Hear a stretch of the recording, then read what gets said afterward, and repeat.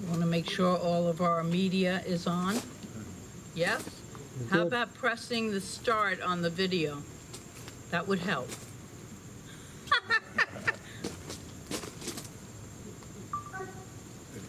We got it. All right. So, whoa, look at all these beautiful beings of light. Welcome, welcome. I'd like to start the talk off this morning with a short example of inspired action. A speaker walked up to the podium to address a student body of a small college in South Carolina. After looking at the audience from left to right, the speaker began by saying, I was born to a mother who was deaf and could not speak. I grew up not knowing who my father was, and I still don't. The first job I ever had was in a cotton field. The audience was spellbound.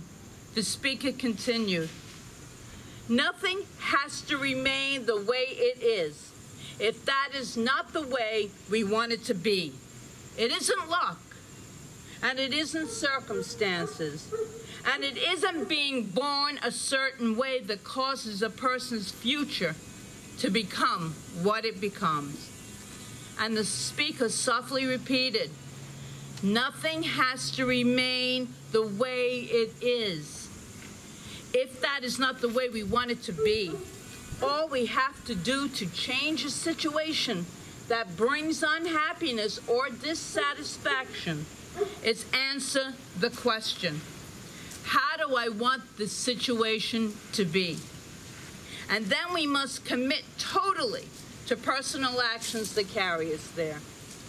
Then a beautiful smile came across the face of the speaker as she said, my name is A.Z. Taylor Morton. I stand before you today as Treasurer of the United States of America. For those who do not know, A.Z. Taylor Morton was the first and thus far only African American to serve as a U.S. Treasurer. She served under President Carter. And the only African American female whose signature has appeared on currency. This story is a beautiful illustration of our theme for this time that we're together, turning impediments into empowerments. And we are using The Obstacle is the Way by Ryan Holiday as a reference book. Whatever we face in this experience called life, we always have a choice. I think we know that. We always have a choice. We can be blocked by obstacles, or we can use them as stepping stones to express our inherent, our innate, our divinely implanted greatness. The choice is entirely and completely and fully ours to make. There are countless individuals who have used obstacles as stepping stones to their greatness, A.Z. Taylor Morton being one of them. And now it's our turn. It's our turn to be counted in those numbers. In any way, shape, or form, it might not be a great big title or accomplishment, but we don't know, the smallest thing, it could become the greatest idea that we ever experience. And the book this month is a roadmap for our journey of turning impediments into chances for empowerment. Obstacles, and we got a lot of obstacles right now, it looks like, into opportunities to grow bigger in God. Misfortunes into good. Complications into expansion of consciousness. So my invitation to all of us is to bring the biggest challenge to the table for the next few weeks and let us turn it around with these guidances that we're going to have here. According to Ryan Holiday, moving from impediment to empowerment takes 3 interdependent and interconnected disciplines that can be boiled down to 3 words. Don't sit on your edges waiting for those 3 words. Perception, action, and will. Last week we talked about the power of perception. That was a great talk. That's on YouTube, if you want to see it, under my name, Rev. Margaret Palagye, YouTube. Last week that we talked about that power of perception, and today our focus is on the second discipline, action. Again, in the words of A.Z. Taylor Morton, all we have to do to change a situation that brings unhappiness or dissatisfaction is answer the question, how do I want this situation to be? Then we must totally commit to personal actions that carry us there. Actions are so important. We can have the intention, but we must carry it out. And we're going to talk about that this morning. The fact is, action is commonplace, but inspired action is not. Let it be inspirational. And what is, you might ask yourself, inspired action? Well, I want to suggest 3 distinctions between inspired action and distraction. Inspired action is action in service to our greater good. Being here today, each and every one of you is taking that choice of action to our greatest good. 2, inspired action is the action that comes from a higher place within us. Inspired action is action that is a part of the process. What is the process? We're going to get there. Let's unpack each one of those right now. Inspired action is the action of service to our greater good in life. The greater life, that is the answer to the question A.Z. Taylor Morton said to ask. How do I want this situation to be? How do I want my life to be? We don't ask ourselves those kinds of questions, and they're very important because the law of infinite mind is always waiting to respond. And we can never forget that. We always reap what we sow. So be careful of the seed. And here's a bigger question. How do I want my life to be? Is it in service to your vision in your life? And we should all have some kind of vision in our, even if it's to experience the greatest joy that we can, to be of great service to the divine. Because let me tell you, it works. It works. I remember maybe 15, 20 years, I don't know, the years all seem to blur into each other anymore, but I didn't know. So I said, all right, God, use me to be a beneficial presence. I had no idea what a beneficial presence was, but that's what was coming through. And here we are today. And we've been here 10 years now. So we're doing something right, okay? But that's what we ask ourselves. That's what, is it in service to lift that vision of your life? Inspired actions come from that vision, not from the obstacle in front of you. And sometimes we have that backward. When we focus on a greater life, we have a clearer head. And according to Holiday, a clearer head makes for steadier hands. And then those hands must be put to work. 2, inspired action is action that comes from a higher place within us. Sometimes it's called the calling, but you know it, you feel it. It doesn't come from resentment, anger, fear at the obstacle, although the people are certainly entitled to be upset with the myriad of situations that are occurring today. But don't take action from that place of anger.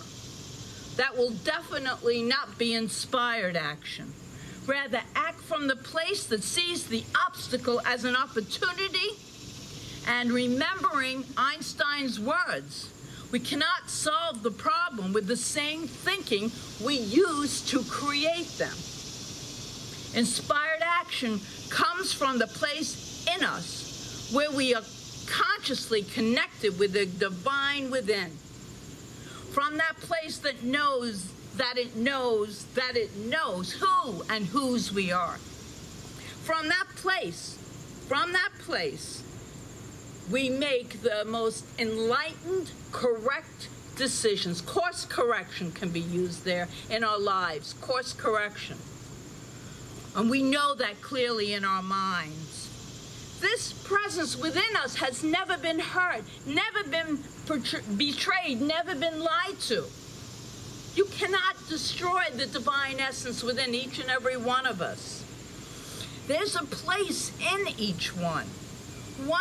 And that place is the place from which inspired action comes from. I like to call it divine alignment. Are we divinely aligned when we make those big decisions? Check with yourself. You're the only one that can inform you. And that takes us to the third idea of inspired action. Inspired action is action that is part of the process. The idea of the process actually comes from Coach Nick Saban, the head coach of the University of Alabama football. And it doesn't focus on what all the other coaches focus on, at least not the way that he inspires his players to do it. He teaches what is called the process, and he says to his players, don't think about winning the SEC championship.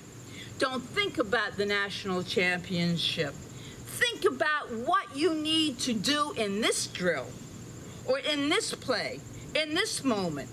That's the process. Let's think about what we can do today and take that task at hand. The challenge in front of you. We all seem to have them once in a while or most of the time. Don't focus on the challenge. We could have focused on not being able to meet, but we took inspired action and said, there's got to be a way. I got to meet with the people here. I got to be in my community. And I know that Brenda Shuck and Steve and Kathleen said the same thing because they work to put this all together. And by the way, before I continue, let's thank Andrea Hicks for the tent. Not Andrea Hicks, Andrea Maskey.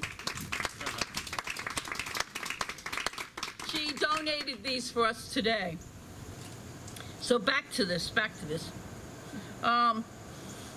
Yeah.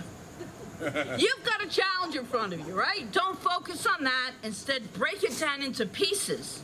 Simply do what you need to do right now and do it well.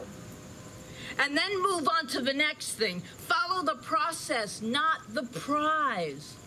That's where people don't get it right. The process is this: existing in the present, taking it one step at a time, and not getting distracted by anything else. Focus, like there's blinders on. Focus on the very thing you would like to experience. Martin Luther King Jr. once said, take the first step in faith. You don't have to see the whole staircase. I love that. Just take the first step. I know that seems too simple, but it's how I've lived my life, especially when the greatest obstacles come through. It's like, you know what? One step in the right direction is all I need, and that's what we need to remember. One step at a time, not the whole staircase. We don't need to scramble like we're so often inclined to do when difficulty sets in front of us. Do that now. Think about whatever obstacle you are facing and take a deep breath with that. And do the immediate thing and the next immediate thing and follow the thread into the next action, because one step always leads to the next step. That's the way it works. This seems obvious, but we forget. We forget this when it matters the most, when we really need it. That's when we forget it. Perhaps you're stuck in bed recovering from an illness. Well, then you have time to write. Perhaps you lost your job or a relationship, and that's awful. and always take the time to grieve. But now you can do the things you've been putting off. Turn your emotions and overwhelm and pain into ways that you can support others, be of service to others. Holiday writes this: seize this moment to deploy the plan that has long sat dormant in your head. Every chemical reaction requires a catalyst. Let this obstacle be yours. And then Thomas Troward wrote, we must do our share in the work and not expect God to do for us what he can only do through us. So, that is what inspired action is. So it's this: action taken in service to a greater life, action that comes from a higher place within us, and that is part of the process, which is this. This is so important. Existing in the present, in this moment, taking it one step at a time, and not getting distracted by anything else. What obstacle are you bringing to the table this month? And how could you apply what we have talked about today to it? Think about that. And I'd like to close this talk with a prayer written by Ernest Holmes in his Science of Mind book. So just take a breath with me as I read Ernest Holmes' prayer. He writes, I am the center in the divine mind, a point of God-conscious life, truth, and action. My affairs are divinely guided and guarded into right action, into correct results. Everything I do, say, or think is stimulated by the truth. There is a power in this word that I speak because it is of the truth, and it is only truth. There is perfect and continuous right action in my life and in all my affairs. Right action alone has power. Right action alone has power. And right action is power, and power is God, the living Spirit Almighty. The Spirit animates everything that I do, say, or think. Ideas come to me daily, and these ideas are divine ideas. They direct me and sustain me without effort. I am continuously directed. I am compelled to do the right thing at the right time, to follow the right course at all times. So we align with that infinite power of good. We align with it. We know, really know. It's gotten me through some of the most challenging, especially in the last 5 or 6 months, where I couldn't even miss one Sunday because of snow. Now, it's like, oh, well. And you really go into it is what it is. What can I do right here, right now? What can I do? I can go live on Facebook. I can do that. I can put it on YouTube. I could do that. So we take the obstacle. We allow it to be a stepping stone in our lives to bring about our greatest accomplishment yet to date. One step at a time. And so it is.